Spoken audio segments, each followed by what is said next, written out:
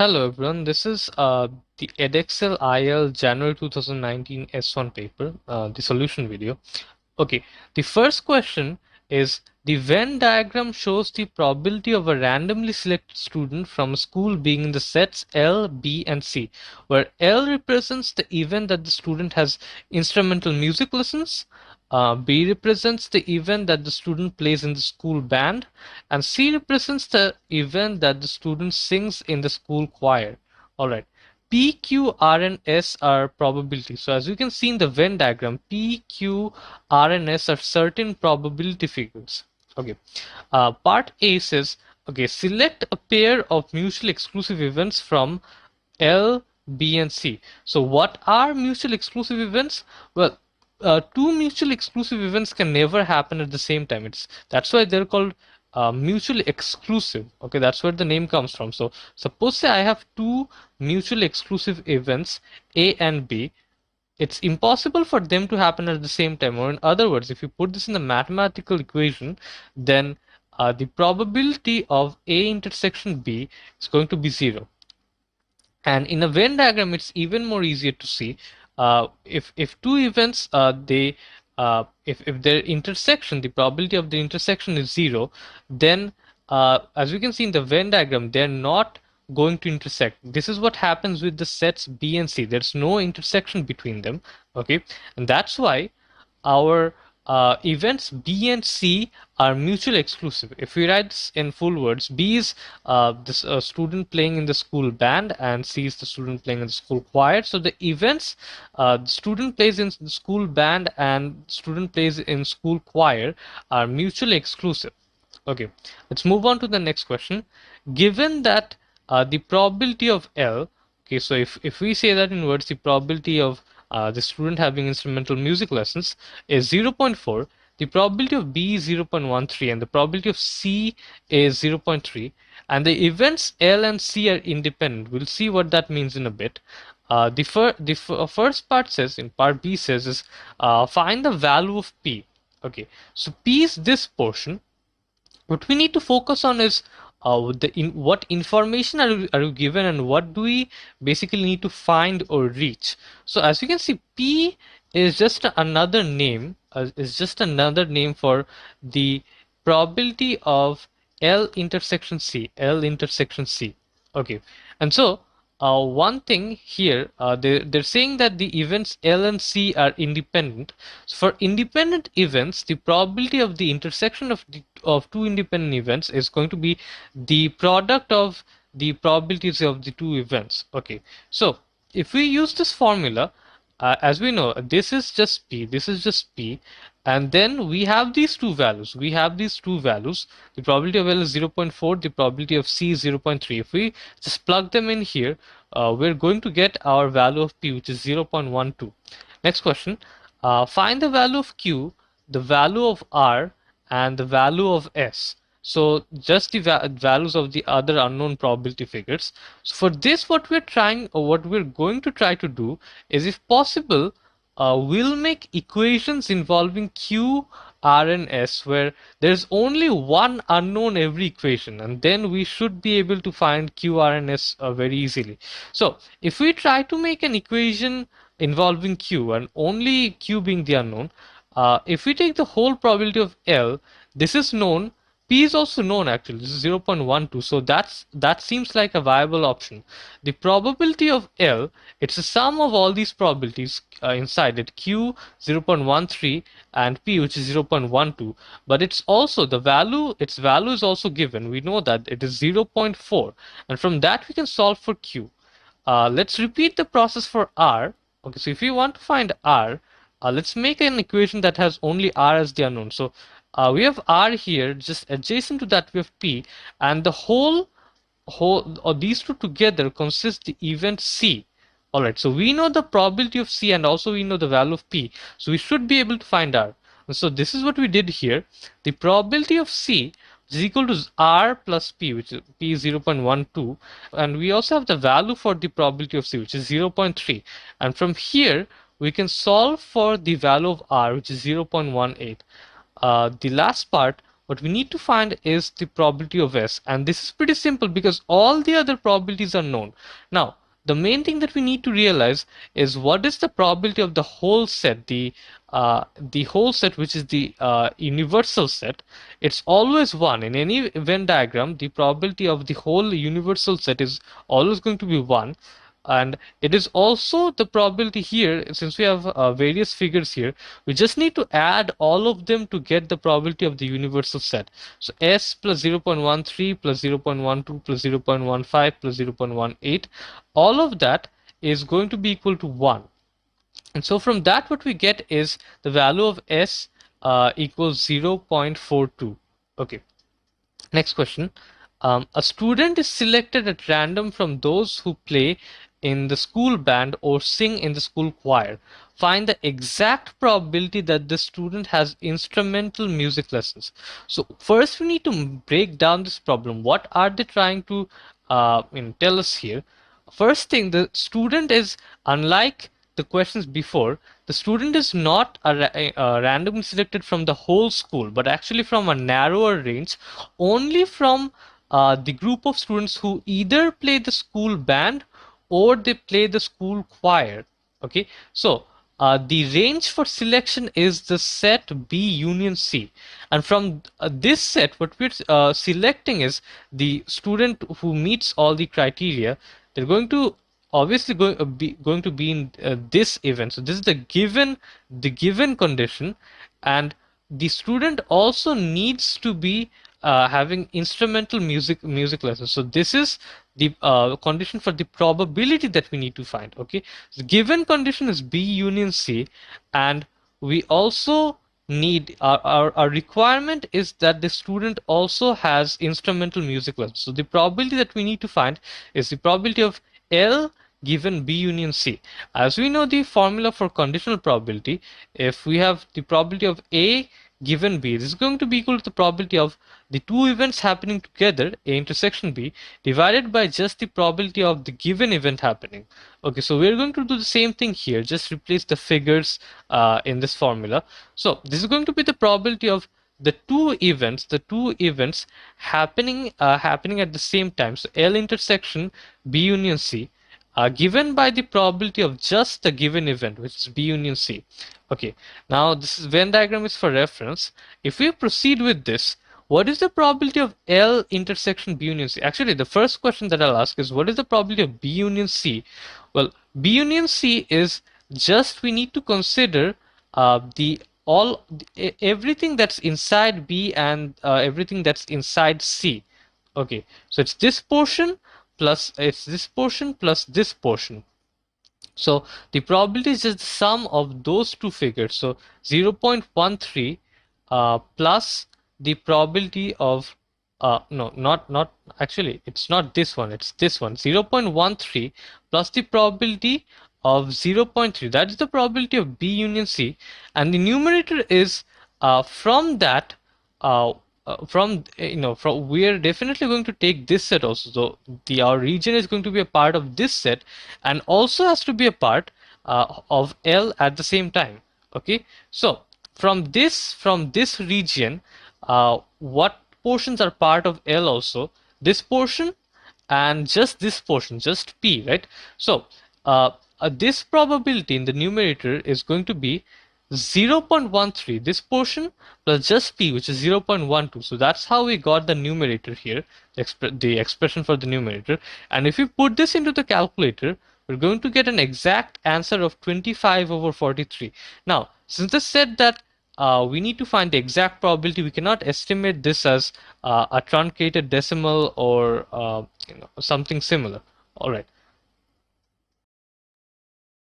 Let's move on to the second question. The discrete random variable x has the following probability distribution. So x can take on these 5 values: -2, -1, 0, 1, and 3. And for these values, these are the corresponding probability. So the probability of x being equal to 0.1 is being equal to -2 is 0.15, being equal to -1 is an unknown a, being equal to 0 is an unknown b, being equal to 1 is the same unknown a as here, and being equal to 3 is 0.4. Okay, first part is find the expected value of x or the mean of x. Okay, the formula for the expected value is just the sum of all the products of every value of x and the corresponding probability. So that's what we did here. We take every value of x, we multiply by the corresponding probability, we do it for all the columns, and then we just add them up. Okay, and what we get here, we might expect that the unknowns a and b will be in the final answer, but they aren't, because here we have negative 1 into a, which cancels with 1 into a, and 0 into b automatically is 0. So that's why we get a purely numerical answer, which is 0.9.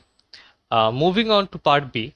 Given that the expected value of x squared is equal to 4.54, find the value of a and the value of b. Okay, the expected value of x squared, the formula is really just the same as the expected value of x, except since you have x squared here, you have the square here also. Okay, so and that's why the way of doing this is just we need to square every value of x, but other than that everything else is unchanged. Okay, and we are given the value already. We are told that the value of this sum is going to be equal to 4.54. If we simplify the expression on the right hand side, we get 4.2 plus 2a. Okay, so this tells us that 4.54 is equal to 4.2 plus 2a, and if we solve this, what we get is the value of a, which is 0.17. Okay, now from this table we can actually deduce something else also, and that is that, and this applies to any event, the probability, the total probability needs to be equal to 1. So the sum of all the 5 probabilities here will be equal to 1. And we already know the value of a, it is 0.17. That's why there is only one unknown in this equation, which is b. And from here we can solve for the value of b, which is 0.11. Okay, last part. The random variable y is equal to 3 minus 2x. Find the variance of y. Okay, so the strategy for this is whenever you have some variable y being equal to some uh, linear expression of another variable x, if you already have a lot of information about this, okay, or at least enough to find the variance of x, the most preferable way to find the variance of y, or even the mean, is first find the variance or the mean of x, and then use one known formula to find the variance or the mean of y. So let's proceed with that. The first thing is finding the variance of x, and we know the formula for variance, which is the expected value of x squared minus the square of the expected value of x. And we already know both these values. This is 4.54 and this is 0.9. We need to square that, and here we get the variance of x being equal to 3.73. Okay, now the variance of y, and y is equal to 3 minus 2x. So the variance of y is equal to the variance of 3 minus 2x. They're equivalent. We have this formula which tells us that the variance of ax plus b is equal to a squared into variance of x. So where a is this coefficient in front of x. So we can use this to say that this value is going to be equal to the coefficient of x here is negative 2. That's why negative 2 squared into variance of x. And we already know the value of the variance of x here. So we can multiply that with negative 2 squared, or 4, which gives us the final answer of 14.92. Let's move on to the third question.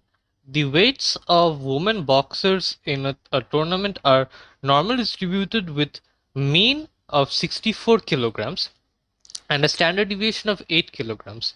Okay. Part A says find the probability that a randomly chosen woman boxer in the tournament weighs less than 51 kilograms. So first, let's do some forward prep. Let's name our variable. So let's say that the weight of a boxer in kilograms is equal to W. And so let's just restate the information given here. It's a normal distribution. W has a normal distribution with a mean of 64 kilograms and a standard deviation of 8. Okay, the reason we write the square here because the variance is supposed to be here if you write it in this format. But anyways, this is the statement itself is not that important as much as realizing what these values are and how do we use them. Okay, so first thing, what do we need to find here? The probability that the woman boxer, that any randomly chosen woman boxer weighs less than 51 kilograms, or in other words, for a boxer, W being less than 51. Okay. Now, what we need to do, we obviously cannot, for just any given normal distribution with any mean or standard deviation, we are not able to find the probability directly. So first, we need to convert this to the standard normal distribution.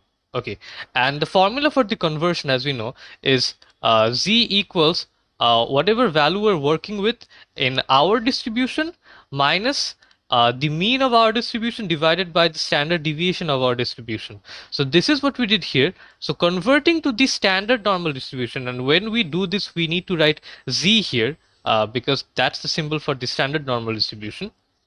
And so z will be less than just this value under this conversion formula. Just implement the conversion formula here. So 51 minus the mean, which is 64 divided by 8.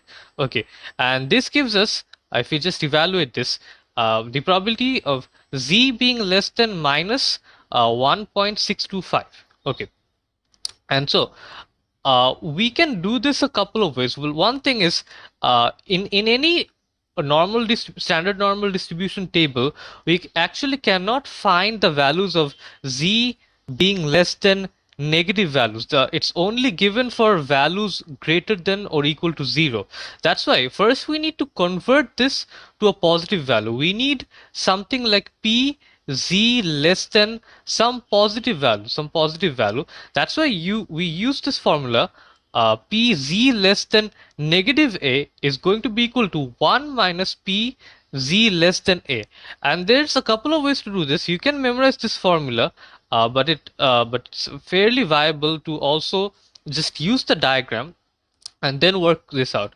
If we just roughly do this, then let's see, the mean is going to be at 0 for the standard normal distribution. So the probability of z being less than less than negative is, suppose say there's any negative value. We could even take this because we're just working with this one. So suppose say negative 1.63, negative 1.63, and the reason I'm rounding this is it's probably in the table you won't have to 4 significant figures like here.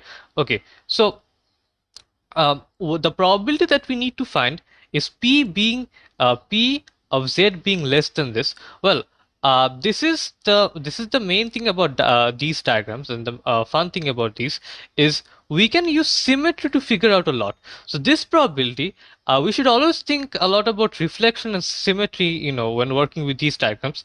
It's going to be the same as if you just, look at the other side. If you just flip this on the other side, 1.63, if you take the, if you take the flipped value of this, the negated value of this, the positive version, this area and this area are going to be equal due to the symmetry. So this probability is actually p z less than greater than a, the positive value. So this is p z less than negative a. These two are equal, but also what is this value?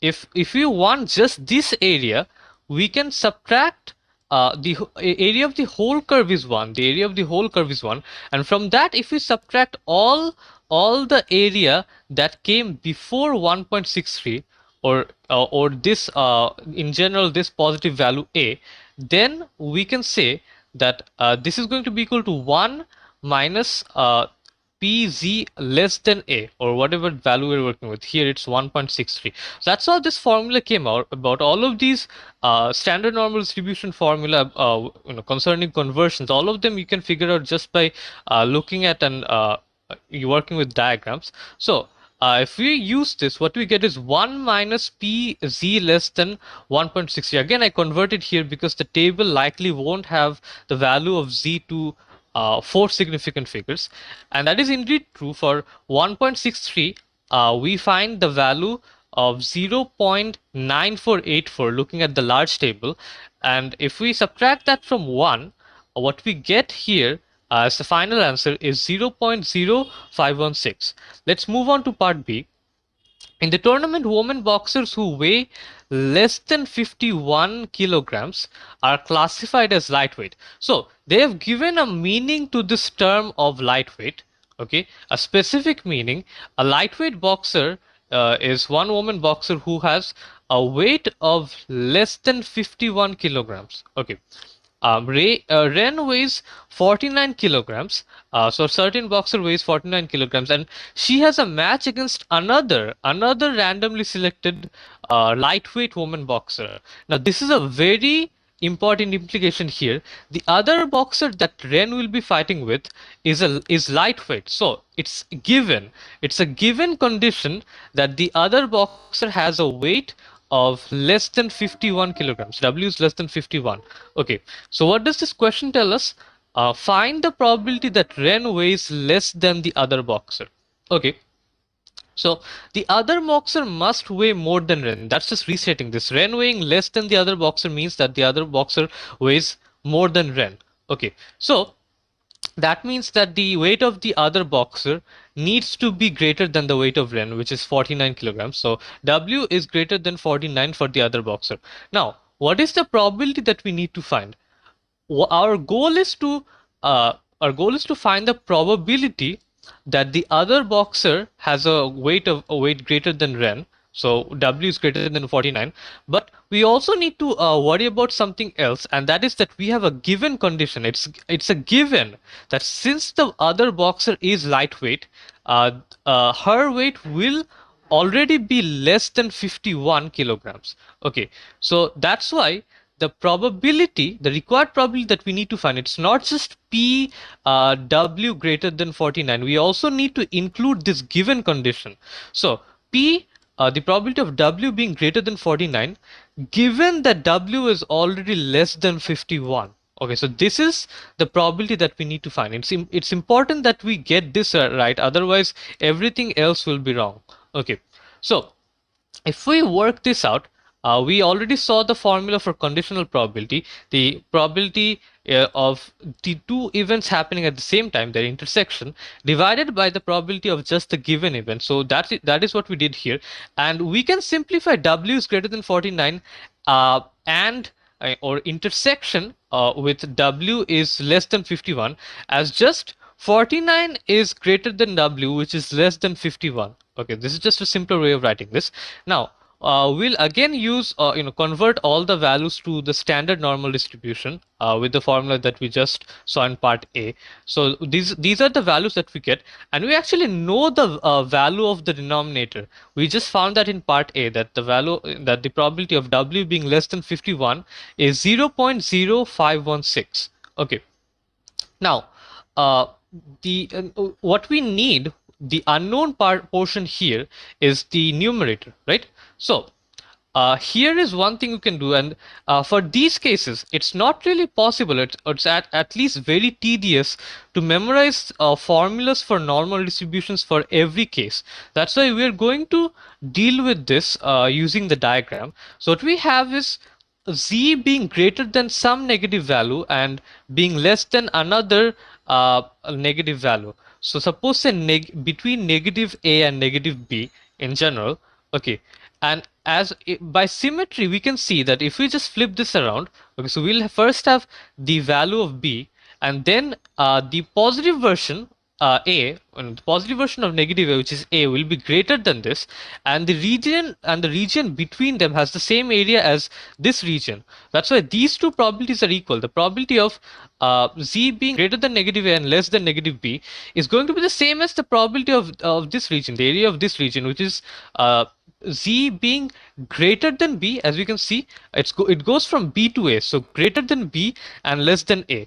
As we know, we already saw this just a while before. So to find an area between two particular x values, what we can do is the probability of Z being less than the value which comes later, and then subtract the probability of Z being less than B, the lower value. So if we do that, and here we're applying the formula. So first we wrote that the probability is this probability is same as, one thing is we rounded this so that we can use the table, and then we applied this, that this is equal to the probability of z being less than 1.88 minus the probability of z being less than 1.63.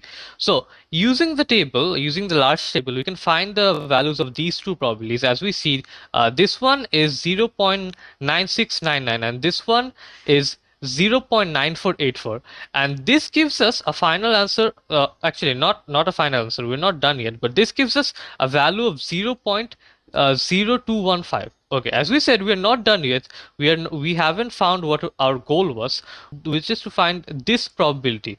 So to do that, the reason we found this in the first place is because this was our unknown in this equation, in this expression. So now we have that. So now we can just plug it in here, and then we get our final answer of 0.417. Okay. Let's move on to the last part of this question.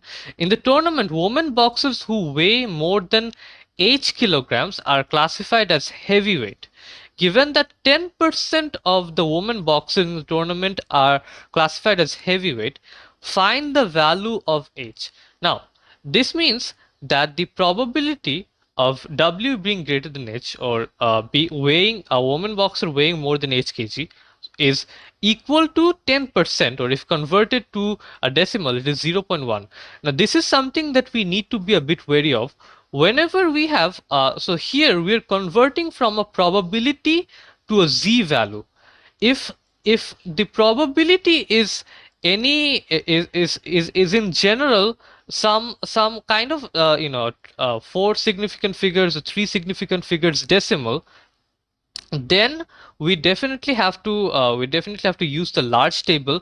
But when, especially when the probability figure is a neat value, as I'd like to say, it's a bit loose as terminology, but I think you get the idea. When it's a neat value like 0.1 or 0.05 or something like that, the small, we should actually use the small table which has these values. So that's why it's mandatory that we convert to the standard normal distribution. Obviously, not only that, we need for to use the small table, the format must be pz greater than something. It needs to be greater than something.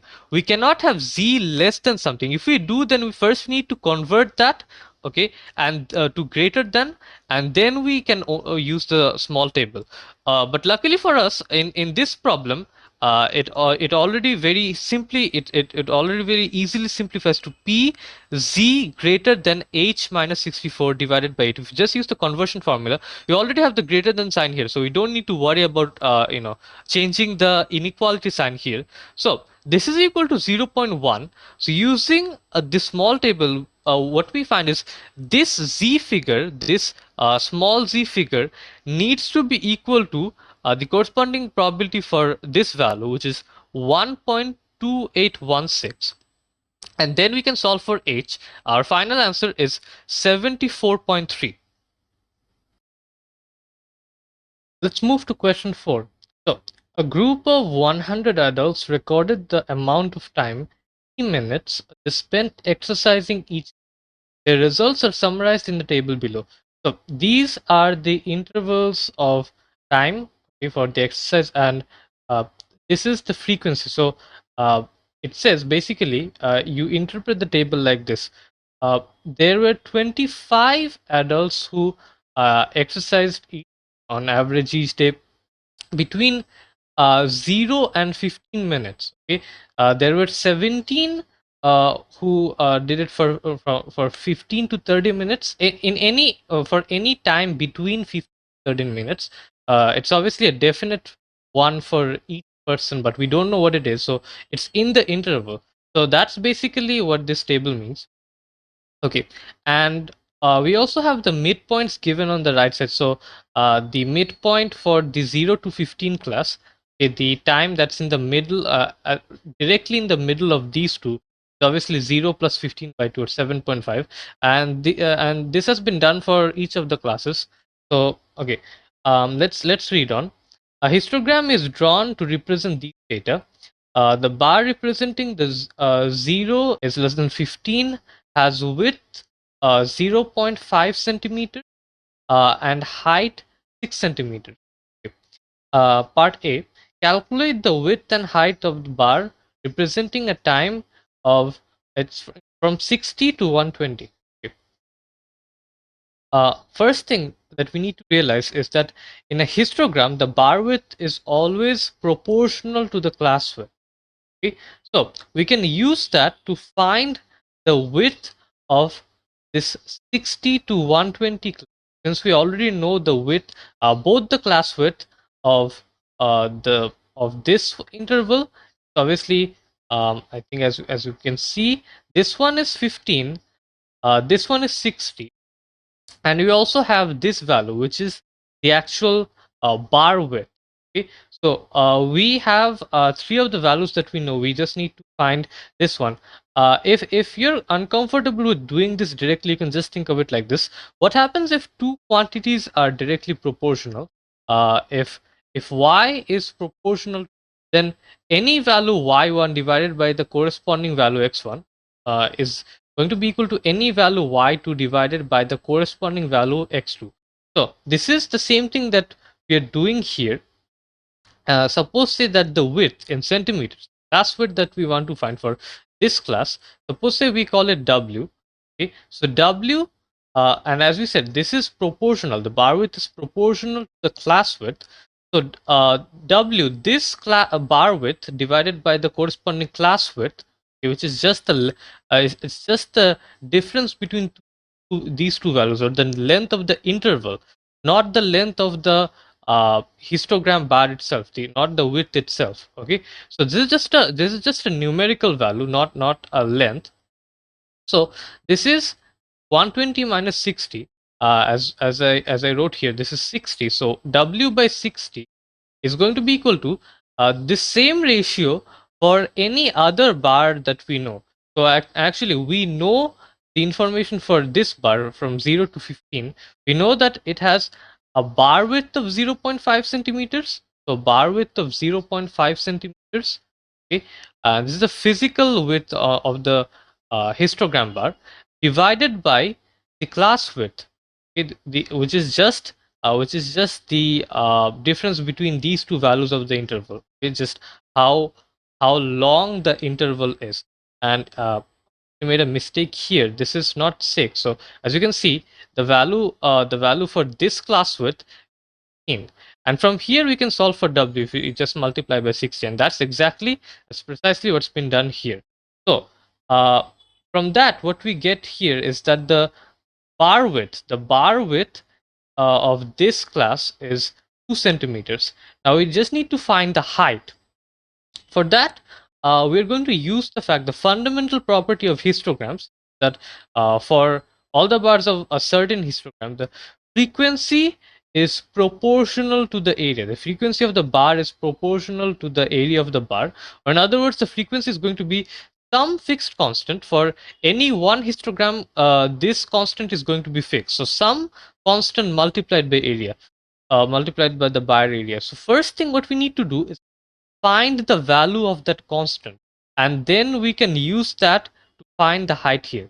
For that, to find the value of the constant, we're going to use the bar that we already know a lot of information about. We have its width, height, and the frequency also. So let's use that. So for this bar, for this interval, we know that frequency is 25. You can see here the frequency is 25. So this is going to be equal to k into the area of that bar. Now we know the area of a histogram bar. It's obviously a histogram bar is obviously a rectangle. So the area is going to be the width multiplied by the height. So 0.5 multiplied by 6. We can omit the centimeters here. It's not going to be a problem. So from there, we get a value of k of 25 over 3. Then we use this to find the height of the bar that we want to, which is from 60 to 120.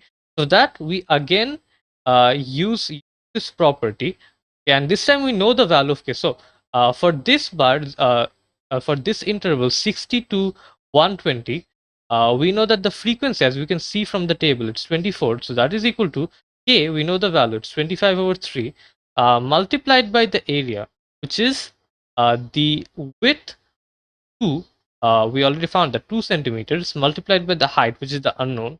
And from here we can solve for the unknown. So our height is 1.44 centimeters. Now we just need to be careful of putting the unit again. So it's a physical height. That's why it will have the unit, and it's going to be centimeters, just like the other dimensions here.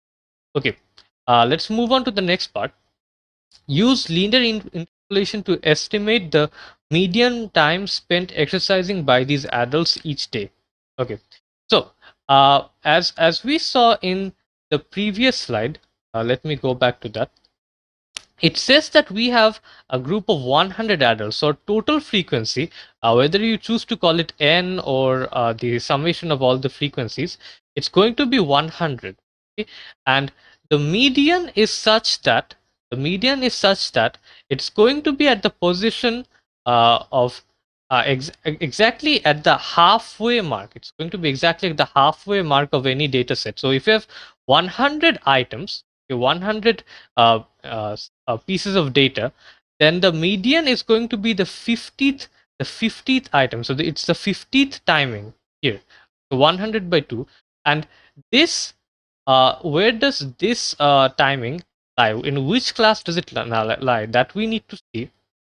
So from this table, what we can see here, from 0 to 15, 20, there are 25 timings. Then if we add 17 more, so if we go all the way up to 30, okay, the total for these two will be 25 plus 17, which is 32 plus 10, 42. 42. And so 42 plus a bit more, plus 8, plus 8 more would get us to 50. And here we have more than enough to cover for that. It's in fact the cumulative frequency here. If you take the total of these three, it's going to be 70, and only up to this much was 42. So definitely the 50th item lies in this class. Okay, so the 30 to 60 class. From here, you can use interpolation, find the value of the median. So first we set up a diagram like this. It helps to visualize the process of interpolation. So interpolation, you can memorize formulas for this, but the easiest way to think about it is it's just taking a ratio of corresponding lengths. Okay, so what I mean by that is, if so the upper side is kind of like the side of the values, okay, the actual timings, okay, and the lower side is where we note the frequencies, the cumulative frequencies actually. Okay, so the way to think about this is this distance, okay, this distance or this length divided by the whole length, okay, on this side, on this upper side, on the timing side, is going to be the same as if we do the same thing with the cumulative frequencies. So this width divided by the whole thing here. So that is the basis for interpolation. Okay, just taking the corresponding ratios and assuming or approximating them to be equal. So this is what we did here. So this width here is q2 minus 30, okay, and divided by, if we take the whole thing, then it's 60. Okay, so here actually it's been done a bit differently, but still the same thing applies here. What has been done here is we took the corresponding ratios, but in a slightly different way. What we did is just take the small distance and divide by the other small distance, the corresponding small distance, and this is going to be the same as just take the large distance on the upper side, divide by the corresponding small distance here. So q2 minus 30 divided by the other corresponding small distance on this side, which is 50 minus 42, it's going to be the same as 60 minus 30, the large one here on the upper side, divided by the large one on the lower side, 70 minus 42. And from here, from this equation, we can solve for the median q2 is 38.6 minutes. Okay, next part, find an estimate of the mean time spent exercising by these adults each day. So the mean we can easily find using this formula. So the mean or T bar is going to be the total time divided by basically the number of timings we took, the total number of data items. So how do we find the total time for this type of tabulated continuous data, or even histograms in general? We actually cannot precisely find the total time because we don't have the exact timings of every individual, but you can estimate it. You can estimate the total time as the sum of the frequency multiplied by the midpoint of each class. That's one way to approximate or estimate the total time. So that's what we did here. Okay, so we took suppose say the first class 25. Okay, the frequency multiplied by the midpoint of the class, which here it's given 7.5, and then plus the same thing done for all the other classes, 17 to 22.5, 28 into 45, and so on. We do this for all the classes, we add all of them up to find the total time, and then we divide by the number of timings that we took, which is 100. Okay, and this gives us a value for the mean as 50.7 minutes. Okay, moving on, calculate an estimate for the standard deviation of these times. Now we know the formula for the standard deviation. It's first thing what we are going to look at is the formula for the variance. Sigma is the standard deviation, that is what we need to find. First we'll start with the formula of variance, which is sigma squared equals, basically how I remember this is the mean of the squares. Okay, so basically you add all it's the same total that we're taking, kind of the same, except we're doing it with x squared instead of x, so all the midpoint values will be squared. So the mean of the squares or sum of the squares divided by the square of the mean. Here it's the mean and we are taking the square of that. Okay, this is how you can easily remember the formula. And from this what we get, we already know all the values already, and we'll use it here. So the sum of the squares divided by the total frequency, that is 100, minus the square of the mean, which we found the mean 50.7. So we plug that in here and we get a final result of 44.5 minutes for the standard deviation. Then a part E, describe giving a reason the skewness of these data. Now the mean is 50.7, and the median also, both of these we found before. The median was 38.6. We see that the mean is greater than the median. This suggests that the data is positively skewed. Okay, next part. Further analysis of the above data revealed that 18 of the 25 adults in the 0 to 15 group took no exercise each. No exercise. That means for these 18 adults, T is equal to 0. Okay. State, giving a reason, what effect, if any, this new information would have on your answers to the estimate of the median in part B. So the median that we previously found. Okay. So the 18 values which are 0, they were originally and still are below the median. Why? Because the median was something like this, 38.6. Okay, and even before these 18 adults, they are from the 25 adults of this group, 0 to 15. So even before these timings, even though they might not have been 0, they were between 0 and 15. They were between 0 and 15, and they still are actually below the median. Okay, now they'll actually be at 0. There you'll have 18 values at 0, but whatever the case, since this class as a whole is below the median, and the 18 values are still below the median after the change. So thing is, if you think about the median, the median is basically, it doesn't really matter what the other values are. The median is basically what you have at the 50th position. So if you have a cluster of values around it, okay, it actually doesn't matter if these change on either side, provided that none of the values exactly cross over. Okay, kind of like if none of them cross over the this 50th position landmark. Okay, uh, it doesn't really matter how if these values on either side move or move around by themselves on these on the individual sides. This will not affect this value. Okay, if this doesn't move, the value at the 50th position, if that doesn't move, the median is going to be the same. Okay, the median's position is obviously the same, and therefore the median itself will actually remain unchanged because the this movement doesn't involve the median's position. Okay, let's move to the next part. The estimate of the mean in part C. Now this is pretty easy because since we are saying that 18 of the values are actually zero before, for finding the mean, this is what we did. The logic behind that formula of taking this sum of frequency multiplied by x divided by the total frequency.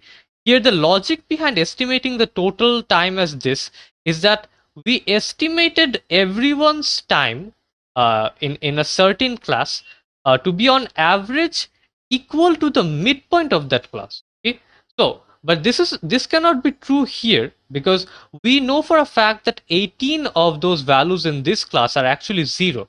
That's why this assumption that we made, okay, is actually wrong, and this total right here for this class, and therefore as the total as a whole has to be lower than what we previously estimated. So if that is true, the actual mean should be smaller than what we previously estimated. Okay, last part, the estimate of the standard deviation in part D. Now the standard deviation is basically a measure of spread. Suppose say before it was something like this. Here, okay, instead before, suppose say here we had the mean. Here we had the mean. This was we had some data on this side. We had some data on this side. Okay. Now what we are saying is 18 of the 18 of the values are actually zero of this class. So what's going to happen? Suppose say from this is the 0 to 25 so to 15 class, so you had a cluster of values here. This is what we assumed before. Okay, but now it seems that 18 of the values are concentrated here. That's why, and this zero position is actually pretty far from the mean. The mean is at 50.7. Okay, our previous mean was at 50.7. So uh, kind of like, because these points have moved further away from the mean, our spread of the data has increased, and that is exactly why if the data becomes more spread out, naturally the standard deviation, which is a measure of spread, will this will be greater. The value will be greater than what we previously estimated. Let's move on to the next question. Number 5. Some children are playing a game involving throwing a ball into a bucket. Each child has 3 throws, okay? And the number of times the ball lands in the bucket, X, is recorded. So out of 3 throws, the number of hits, you could say, successful throws, is X. The results are given in the table below. So X being from 0 to 3, because 0 would mean that none of them land in the bucket, 3 would mean all of them land in the bucket, and you can have 1 or 2 in between them. So, and these are the number of times number of times each score occurred. Say if we call X a score, so 0 hits occurred 16 times. If this thing was repeated, if this experiment or game, you could say, was repeated, um, one successful throw occurred 36 times, and so on and so forth. So first question, find the mean of X. Now this is simple, and we have done this before too. What we need to do is use the formula. The mean or average of X is going to be equal to the total sum of all the values divided by the total frequency, and the sum is just every frequency multiplied by the corresponding X value. And so from that, first thing we need to do is find the total frequency, the 16 plus 36 plus 24 plus 4, just all of them added up, and that comes out to be 80. And then we can use that in this formula. So uh, 0 multiplied by 16, the frequency multiplied with the corresponding value of x, and then you do this for every column, and then you just add all the values up, and you divide by the total frequency, which is 80. From that you get the final result of 1.2. And this is something that we'll see just for later. So for part F, we'll deal with that later. Okay, let's move on to the next part. Sandra decides to model the game by assuming that on each throw, the probability of the ball landing in the bucket is 0.4 for every child on every throw, and that the throws are all independent. The random variable S represents the number of times the ball lands in the bucket for a randomly selected child. Okay, so part B asks us find the probability of S being equal to 2. Let's move on to the next question. So number 5. Some children are playing a game involving throwing a ball into a bucket. Each child has 3 throws, and the number of times the ball lands in the bucket, X, is recorded. The results are given in the table below. So the way to interpret this table is basically, so there were 80 children, it seems. If and you can find that by the sum of all this. So we'll look at that later. But anyways, the main thing is that if all of these children are playing this game, so then it happened 16 times that a child was unable to land even one hit inside the bucket. Okay, it happened, one hit, one out of three, one successful hit out of 3 throws. Okay, happened a total of 36 times, and so on and so forth. It can range from 0 to 3. 0 meaning that all of them missed the bucket for a child, and 3 meaning that all of them landed in the bucket. Anyways, the first part, part A, asks us to find the mean of x, and this is something that we have done something similar before to in this paper. All that we need to do is use this formula, which is the sum of the frequency multiplied by the corresponding x value, and this is for each column, and then you just add them up, divided by the total frequency. As I just mentioned a while ago, if you add all of these frequencies up, total frequency is going to be 80. Okay, so that is, we then plug in all the values in the formula. So the frequency is 16 for the first column. You multiply that by the corresponding x value. You do this for all the columns, and then you just add these products up, and then you divide by the total frequency, which is 80, and then you get a final result of 1.2. Next part. And okay, this is something that we'll see for later, for part F. Okay, next part. Sandra decides to model. So Sandra comes up with a certain model for this throwing game. Okay, and what is her model basically? That on each throw, the probability of the ball landing in the bucket is 0.4 for every child on every throw. Okay, so for every throw, and that the throws are all independent. So throws are independent. Success or failure in one throw doesn't influence the next throw or the previous throw or anything like that. Okay, the random variable S represents the number of times the ball lands in the bucket for a randomly selected child. Now, one thing that we might wonder is why this new variable. Previously, we saw the variable X. So, if this variable represents the same thing, then why are we renaming this, or why are we introducing another letter? Well, the thing is, there's one key difference here. This is not the actual data, or the actual experiment, or game or record that we did before. This is actually just Sandra's model. Sandra just came up with this model to kind of simulate what we did before. It's not the same as the actual data that we saw a while ago. Okay, so that's why we have to introduce another letter for the variable here. So what part B asks us is find the probability of S being equal to 2. Basically, that means, okay, first I'll discuss for every throw the probability of it being successful, you could say a hit is 0.4. Naturally, if that is true, then the probability of missing is just 1 minus that. The complement of hitting is obviously missing. Okay, and so that becomes 0.6. Now, back to what I was talking about. What does S equals 2 even mean? S equals 2 means that, out of the 3 throws, a certain child was able to land 2 of them inside the bucket. So it means 2 hits and 1 miss, okay, among 3 throws. Okay, and there are 3 possibilities for that. You could have a hit, miss. Okay, you could have a hit, miss, hit, and you could have a miss, hit, hit. Okay, so there are 3 possibilities, and since this is the key part here, since the probability of hitting and missing remains constant, okay, as has been said in the question, is 0.4 for every child and for every throw. So this remains constant. The probability of missing also remains constant. That's why there's something that we can do.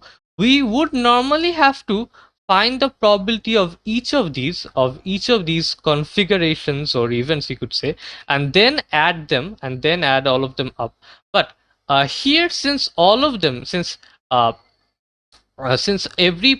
probability of every of hitting or missing on every throw is the same, the probability of these 3 events, okay, are going to be exactly the same, because all of these are just rearrangements of each other. Okay, that's why instead of adding all of them manually, we can just take the probability of one row. Okay, so like here, if you take the first row, for example, it's first we have 2 hits, so 0.4, 0.4, that's for the first throw. So we will have a hit there, then again another hit, again 0.4, then we have to miss, so 0.6. Okay, instead of doing the same thing for all the other rows and then adding them up, we can just multiply by 3, as has been shown here, because all the other rows have the same probability. Okay, and this gives us a final answer of 0.288. All right, let's move on to the next part. Complete the table below to show the probability for S. Now, these two have already been given in the question. We just need to fill these two boxes. Well, we already found the probability, the value for this probability, P of the probability when S is equal to 2. So this one we already found, so that we just wrote it here. And the other one, how do we find that? The probability of S being equal to 0. Well, in a probability distribution, in a discrete variable probability distribution, if we have the probabilities of all the other values, we can easily find the one for the remaining one. You just need to subtract all the other probabilities from 1, where 1 is has to be the total probability, right? So we just subtract all the other probabilities from 1, okay, and then we get this value, the one remaining. Okay, next question, next part. Ting believes that the probability of the ball landing in the bucket is not the same for each throw. He suggests that the probability will increase with each throw and uses the model P sub I equals 0.15 I plus 0.1, where I is equal to 1, 2, 3, and P sub I is the probability that the ith throw of the ball by any particular child will land in the bucket. So Ting comes up with another model. He's skeptical of Sanders' model, and he thinks that the probability of hitting and missing on each throw doesn't remain the same. Okay, so in his model, the probability of succeeding or hitting on the ith throw of landing in the bucket is given by this formula. Okay, let's move on. We'll see how to solve the questions here. The random variable t represents the number of times the ball lands in the bucket for a randomly selected child using Ting's model. And for the similar reason that I explained a while ago, the reason we're introducing another variable letter is because this is a different model. Okay, we're working with the same scenario, you could say, but it's a different person's model, a different model. Okay, so part D and part I of that, okay, asks us is show that the probability of t being equal to 3 is 0.055. Okay, so that basically means the probability using Ting's model, the probability of getting 3 hits or succeeding 3 times, or landing 3 of the throws in the bucket, you could say. So that has to be equal to 0.055. We need to prove that. Let's see whether that is true or not. So first thing, we'll just calculate these p sub I values, which are basically the probabilities of hitting or succeeding on the respective throws. So p sub 1, it's basically the probability of succeeding on the first throw. Okay, and we just need to plug 1, 1 for I here. So this is calculated like this. So we just use the formula for I equals 1. We just plug I equals 1 here. So we get 1 plus 0.1, and this is 0.15 plus 0.1, which is 0.25. And this is how we calculate the probability of hitting for every throw. So p sub 2 is 0.4, p sub 3 is 0.55. All right. Now, p is equal to 3, as I've already mentioned, means 3 hits. According, using Ting's model, given that we're using Ting's model, t is equal to 3 means that we are landing the throw 3 times. A certain child lands all the throws. So what is the probability of that? This is pretty easy. Basically, a hit, then a hit, then a hit, all hits. Okay, so, and as we discussed, these are the probabilities for succeeding on the throws or hitting. Okay, so all that we need to do is just multiply these probabilities in succession. So p1 into p2 into p sub 3, and then we get this product, and if we put this in our calculator, the answer is 0.055. As expected, this is what we needed to show. This is what we needed to show. All right, next part. Find the probability, or show that, actually this is still in part D. So show that the probability of t being equal to 1 is 0.45. All right, so t is equal to 1 means you hit once and you miss twice out of the 3 throws. Okay, and there are it's similar to part B, or the one that we did using Sanders model. I believe it was part B. Okay, where we had 2 hits and 1 miss. This is just a bit different from that. But the major difference with Ting's model is we cannot actually do the same thing we did there, where there are actually 3 ways of this happening: 1 hit and 2 misses. You could have hit miss miss, you could have miss hit miss, and you could have miss miss hit. However, we cannot just find the probability of one of the events, okay, and then multiply by 3, because the probabilities of hitting and missing on each of the throws is different from the other ones. Okay, that's why we need to manually find the probability of every possible event where this is true, where you have 1 hit and 2 miss. So hit, miss, miss, hit on the first time, first attempt, miss on the second attempt, miss on the third attempt. The probability for that, hitting on the first attempt is p sub 1, as we found 0.25. Missing on the second attempt, well, hitting on the second attempt, the probability of that is p sub 2, 0.4, and missing is obviously, it's the complement of that, so 1 minus that. Similar thing we did here. We just used the 1 minus p sub 3, and it's similarly we do miss hit miss and miss miss hit. As I said, the major differences here is we cannot just suppose say take one of these, okay, and then just multiply by 3, because and you can try it out for yourself. You can calculate the probability for each one of these. They're actually different from each other. That's why you cannot just scale it up by 3. We need to manually add them, and if you put all of this in our calculator, what we get is a value of 0.45 as expected. All right, so part E, complete the table below, and it's to show the probability distribution for t. So basically we need to complete the probability distribution for Ting's model. Now these 2 values which we showed are already given. We just need to find these 2. Okay, from here, what I'd like to do, strategy mainly, there's many ways to solve a problem, but first what we should do, and it's for any math problem, we should first think about what we're aiming for. Okay, what should be our strategy, what's the most efficient method, and then go about solving it, not just jumping right into the problem. So what I think here would be the most suitable is find one of the 2 probabilities, and the last one would be pretty easy if you just subtract all of the other probabilities from 1.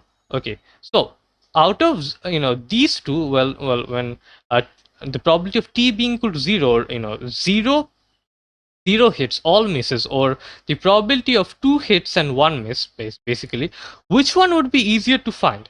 Well, naturally, it would be missing all of them, because there's just one possible way that could happen is if we, as I said, miss all of them, miss all the 3 throws. And this is pretty easy to find. We just need to multiply the probabilities of missing on every throw.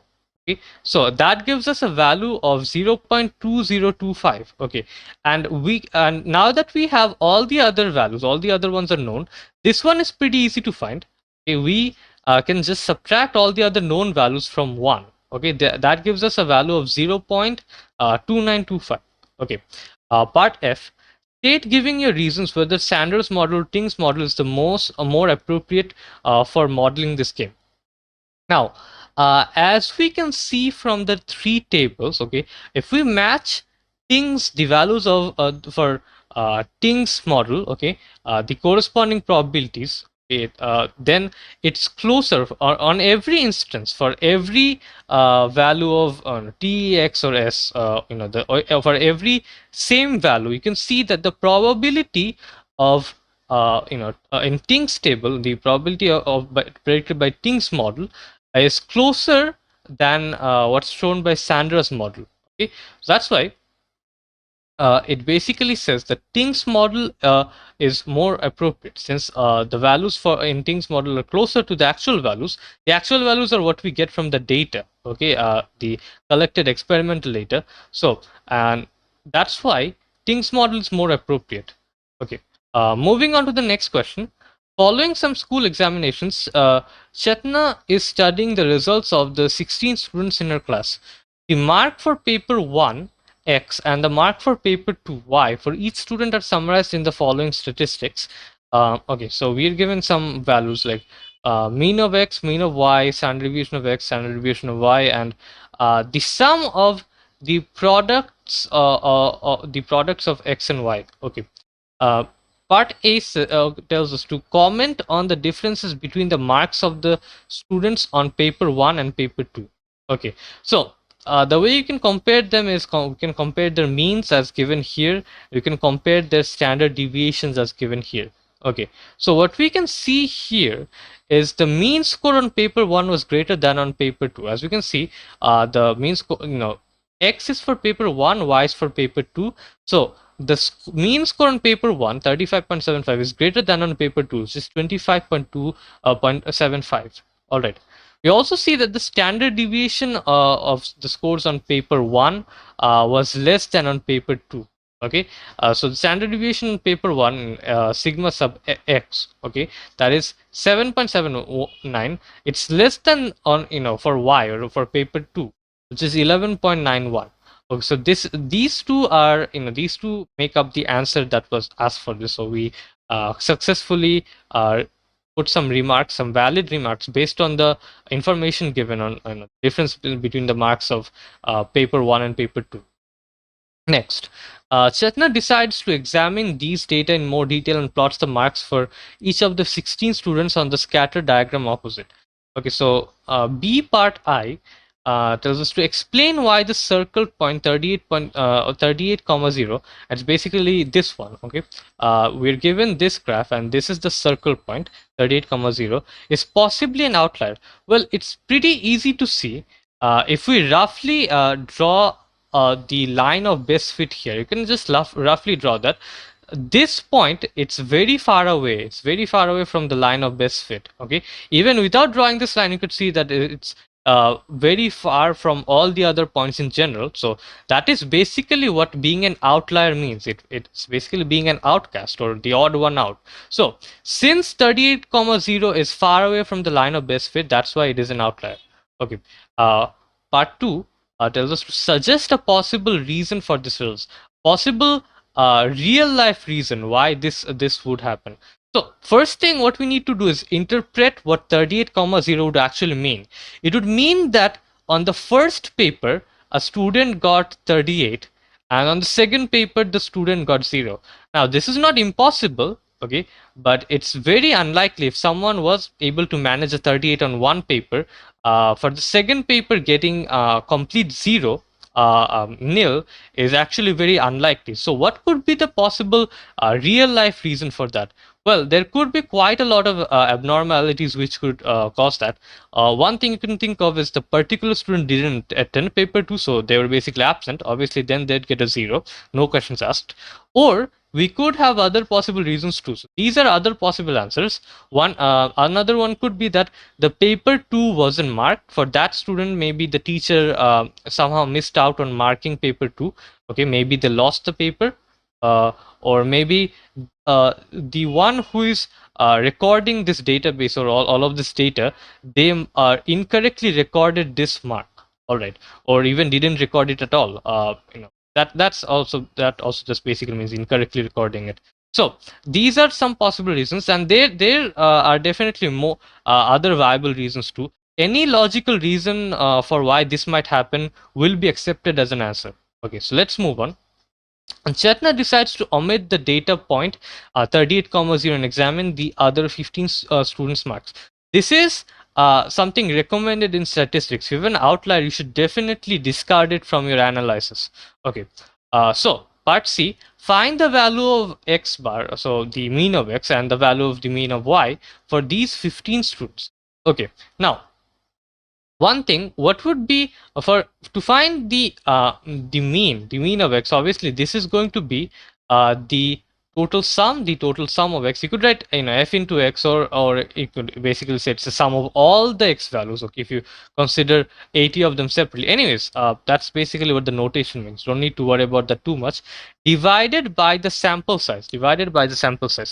Here what's happening is, since we are discarding one data point, okay, or one student's data, not only did our total values change, the sum of x here, not only did that change, our sample size has also become 15 where it was 16 before. So we need to be wary of those changes.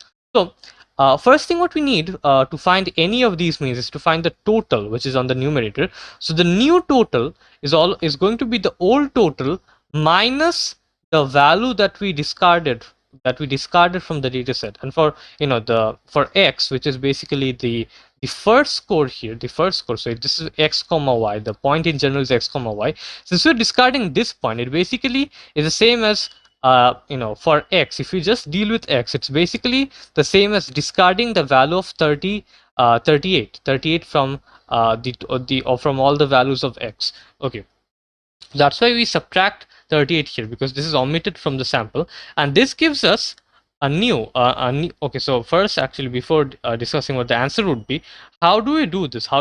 What we need is the old sum of x. Well, we are given that the mean of x, and this is the old one. So what we are discussing just for the moment is what happened before.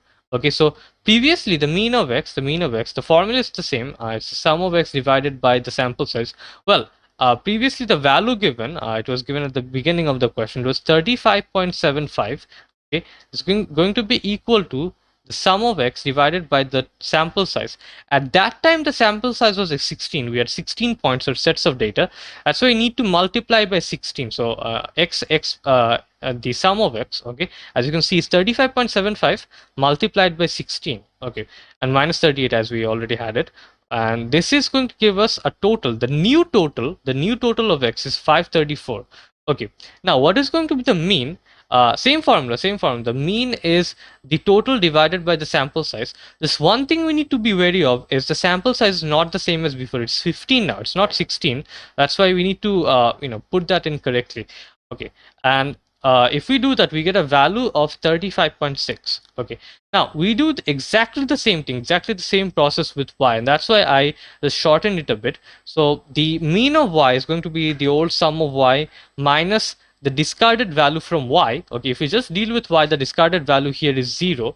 Okay, so the old mean, sorry, not the old mean, the old total minus 0, the old total of y minus 0. The old total of y, as we did here, is just going to be equal to the old mean multiplied by the old sample size, which is 16, and then you have minus 0 and divided by this new sample size, which is 15, and this gives us this gives us a value of 27.5. Just one thing, we'll need this a bit later, but we'll also note that the sum of y, the new total of y is equal to 412. Anyways, next part, part D, the first part of part D, explain why the sum of x into y is still 15837. Okay, previously it was given that this is 15837 at the beginning of the question. Now it's we need to prove that it's still the same. Okay, same thing as we did with those totals. Okay, and we'll just take the old total, and then subtract the value for the discarded point. So here what we need to subtract is, for the discarded point was 38,0. What we need to ask ourselves is, what is this total for? It is the total for x into y, the products of x and y. So what we need to discuss is not just the x value, or not just the y value, or not even the addition. Here, it's this basically includes the products of all the x, every x value multiplied by the corresponding y value, and then we just add them up. So if you're omitting this point, what we need to subtract is the product of x and y for this discarded point, for this omitted point. Okay, if we do that, as we can see here, we subtract 38 into 0. Well, that's just 0. So subtracting 0 from something doesn't really affect him. That's why we get an answer of 15837, which is obviously the same as it was before. Reason being that we subtracted 0, which doesn't affect anything. Now, the other part of this question D. Next, we need to find the summary statistic S sub xy. We need to show that this is equal to 1169.8. Okay, so for that, we have the formula for the summary statistic. This is, you could say, it's the mixed one with both the independent and dependent variable. So it's going to be the sum of x into y minus the sum of x multiplied by the sum of y divided by the total sample size, or n. So what we need to be worried about is all of this should be calculated based on the new data. Okay, when we are omitting 38,0. So all of this should be calculating using the new figures that we found in the last part and this one. So that is what we're going to do. We're going to use the new value of this sum, which is actually the same as the old one.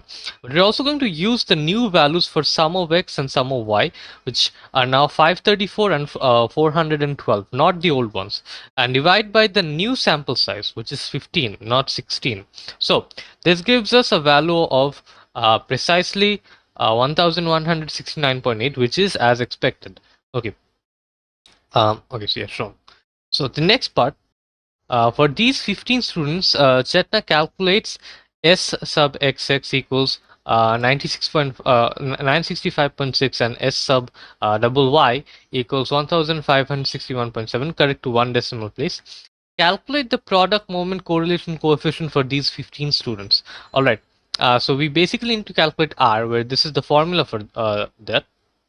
And the way I remember this is you have your mixed summary statistic, you could say, where you have both your independent and dependent variable, and you divide it by the square root of the product of your, it's a pure summary statistics. Okay, the ones which have only one variable in them.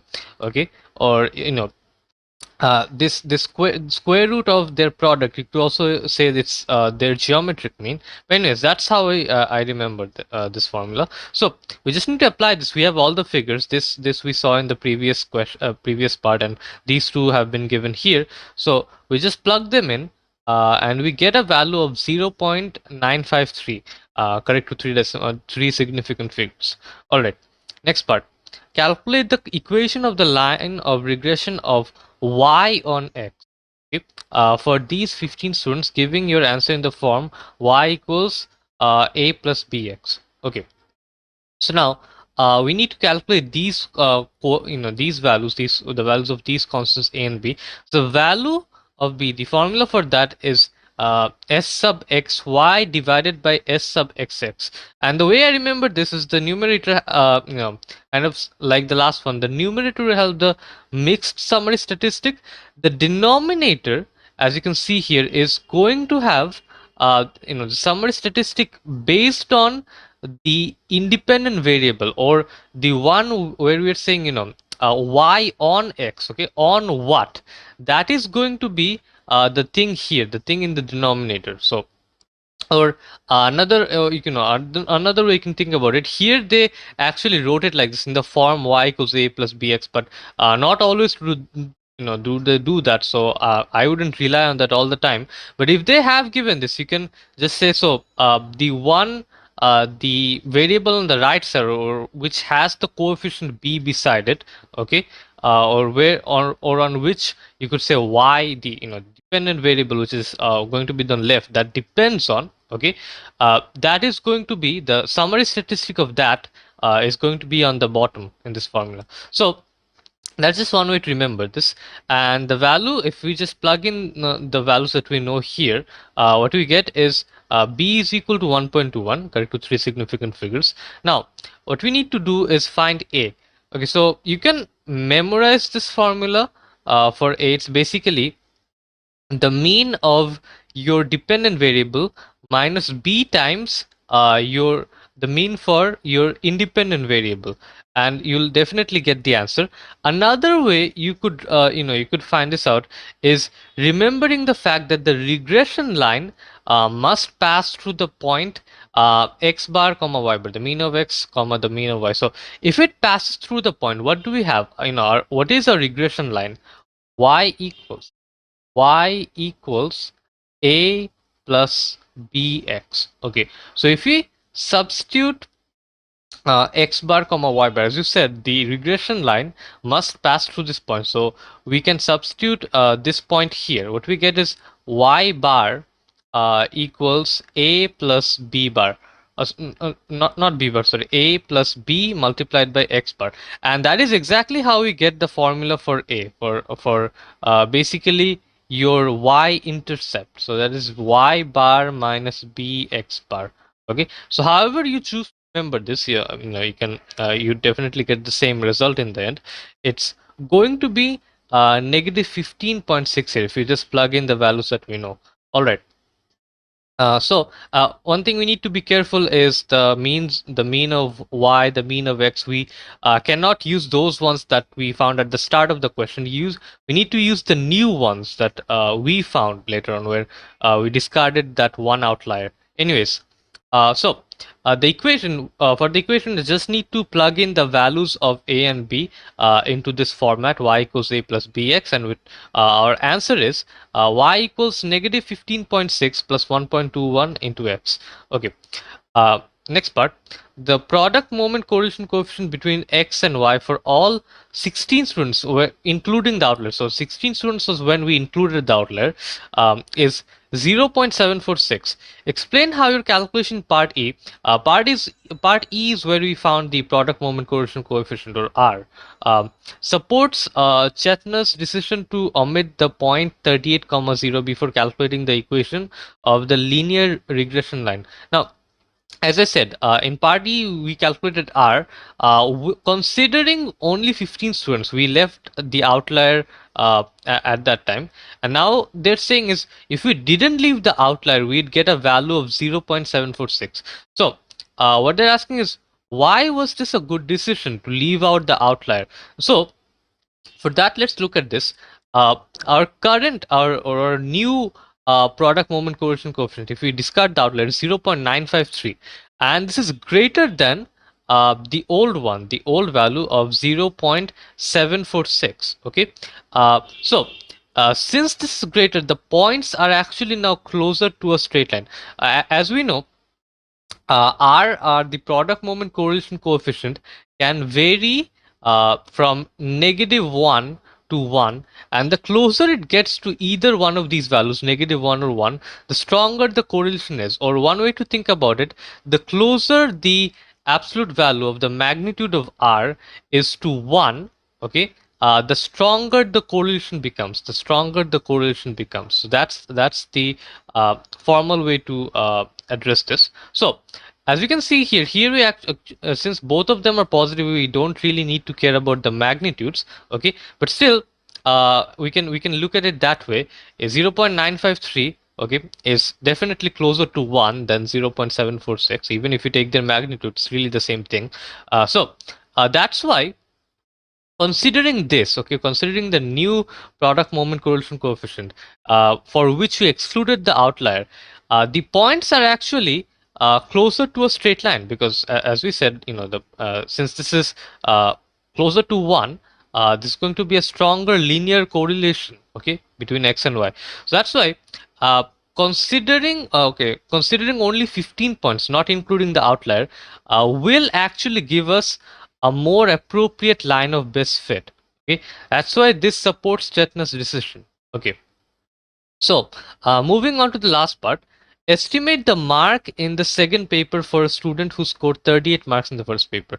For this, we just need to use our regression line equation. So uh, 38 marks in the first paper, that basically means x is equal to 38, as I've written here. So given the first paper mark, we need to estimate the second paper mark. For that, we just use our equation that we found a while ago. So y is equal to negative 15.6 plus 1.21 into x. Well, here x is equal to 38. We plug that in here and we get a value of 30 point something. Okay, it's going to be a decimal, but we round it to a whole number since it's a mark. Follow us on social media: Facebook, YouTube, Twitter, Snapchat, Instagram, and LinkedIn. So, don't be late. Enroll to your desired courses and let Bizuz be the guide to your dream grades.